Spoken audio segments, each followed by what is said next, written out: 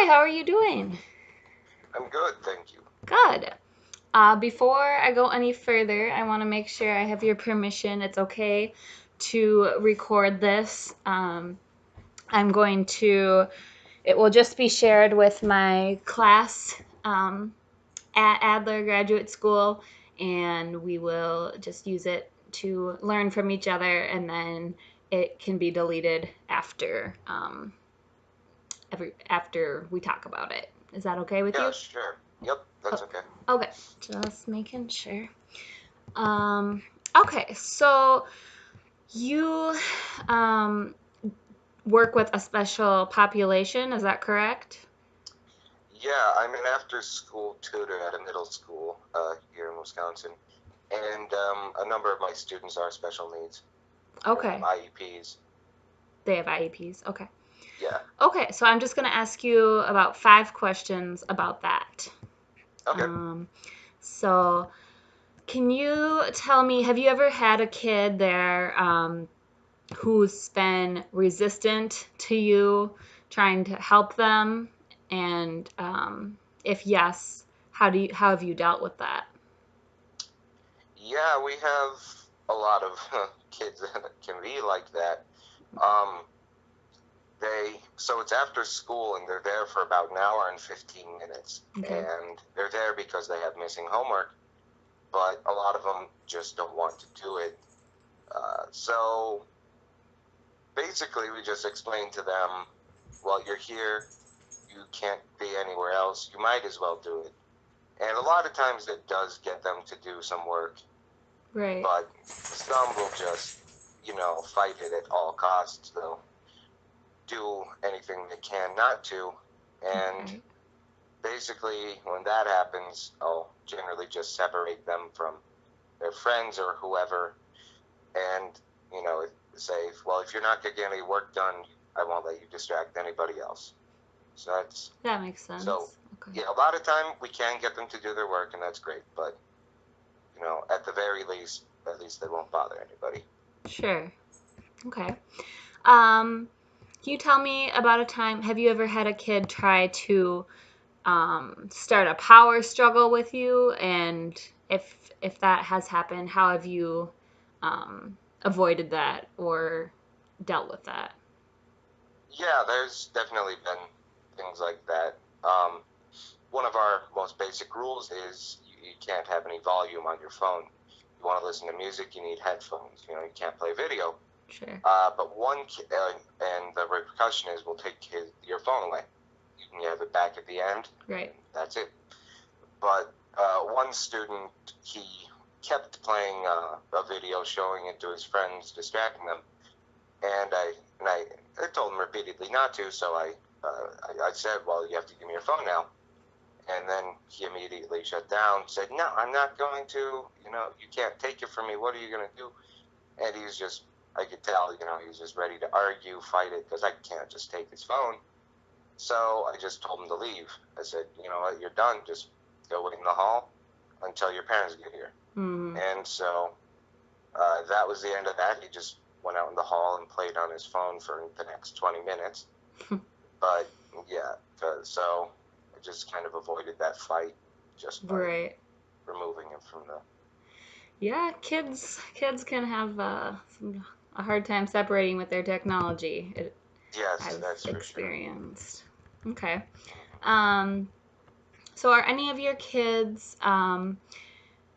have you had any experience working with kids with substance abuse at all?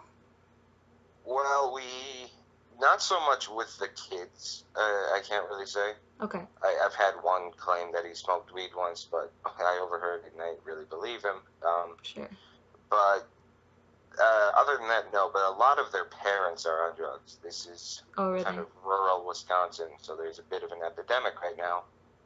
Just last week, one of our students, both his parents were arrested and found positive for meth, and Oh, he's only 11 years old.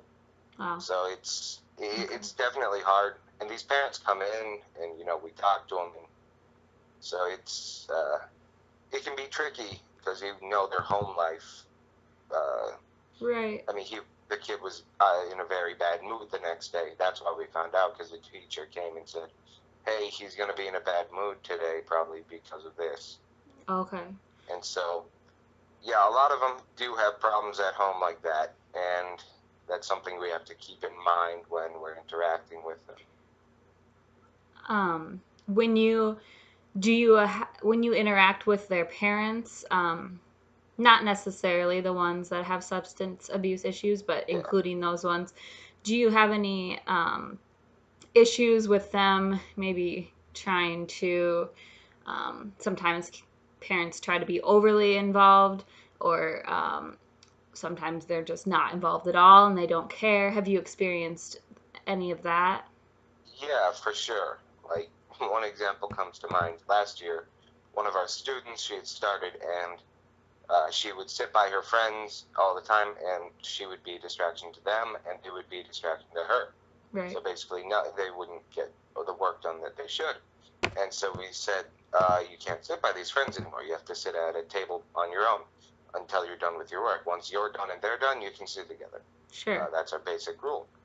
And then she came in the next day with a note from her mother that said, my daughter can sit by her friends and do her work.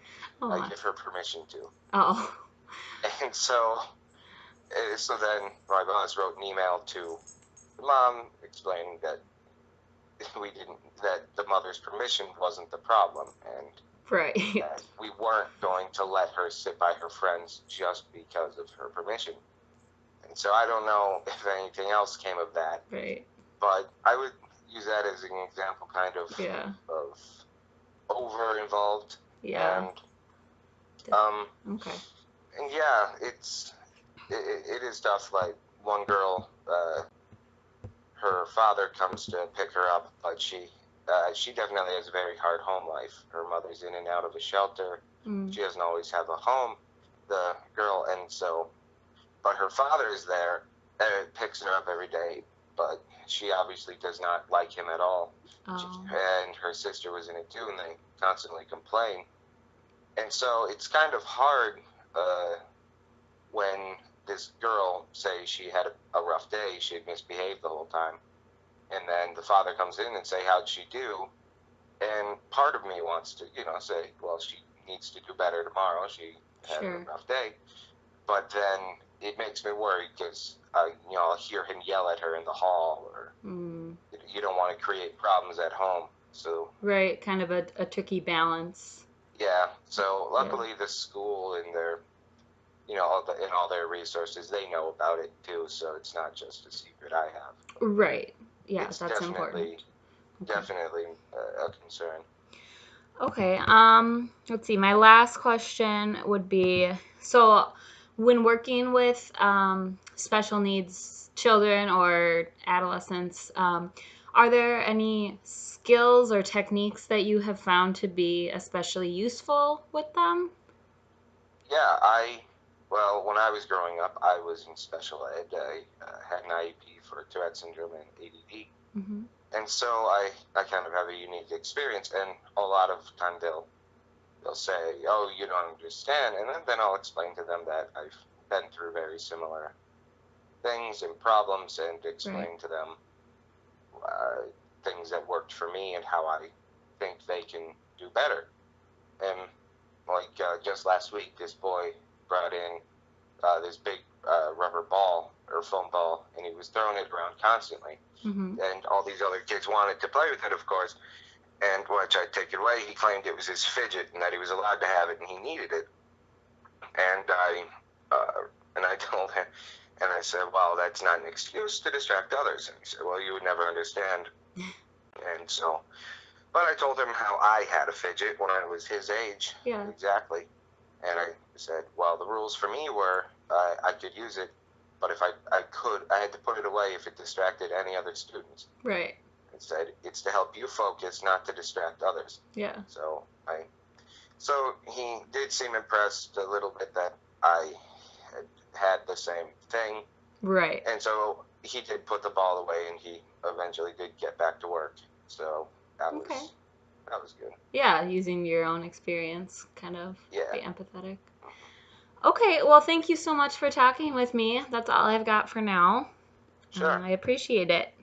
Have a good Yep. day. You too.